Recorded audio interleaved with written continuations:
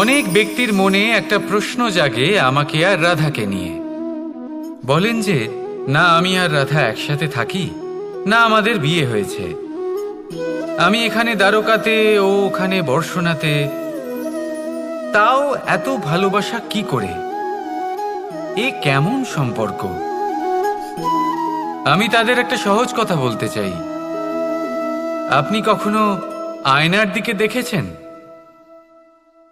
নিজের দুই চোখের দিকে তাকিয়ে জিজ্ঞাসা করুন, এই দুই চোখ একসাথে কেন বন্ধ হয়, একসাথে কেন খোলে, একসাথে কেন ঘুমোয়, একসাথে কেন কাঁদে? আজীবন কোনো এক মানুষের সাথে সম্পর্ক রাখা অবশ্যই সম্ভব, তাদের সাথে দেখা না করে।